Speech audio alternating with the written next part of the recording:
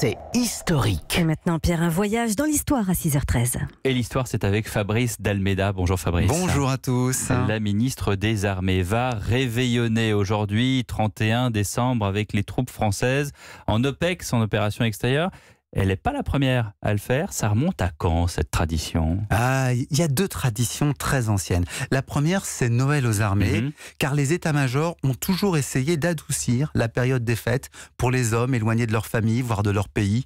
On trouve déjà cela dès la Première Guerre mondiale. Il y a ensuite une autre tradition, celle des vœux du ministre. Chaque année, il fait un message aux troupes pour donner les orientations et les encourager dans l'action. Et ce que vous nous dites, c'est que les choses ont changé avec l'avènement des grands médias. Mais oui, précisément avec la télévision, les ministres se sont mis en scène et ils ont décidé de filmer ces moments institutionnalisés. Le premier à avoir mobilisé des caméras pour le suivre systématiquement dans ses vœux aux armées, c'est Michel Debré. Ah oui. On est en 1969-1970, c'est filmé à l'hôtel de Brienne, le ministère des Armées, et il s'adressait aux élèves des écoles d'officiers.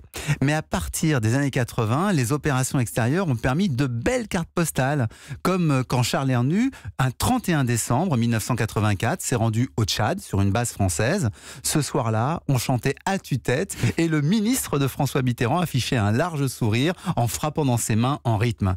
10 ans plus tard, François Léotard, ministre en exercice, se rendait à Sarajevo pour afficher le même type de communication, rassuré, mais c'était à Noël. Est-ce qu'on peut dire, et c'est une question, vous allez me dire peut-être un peu bête, Fabrice d'Almeida, que les ministres de droite, parce que peut-être certains d'entre eux sont catholiques, préfèrent Noël, et les ministres de gauche, qui eux sont souvent athées, ils préfèrent le Nouvel An?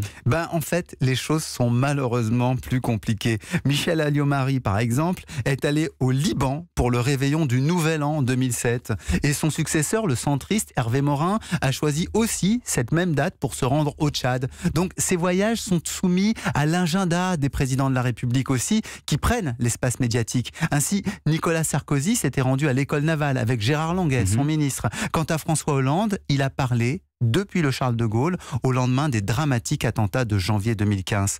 Florence Parly a donc trouvé sa propre voie pour soutenir une armée qui travaille à flux tendu.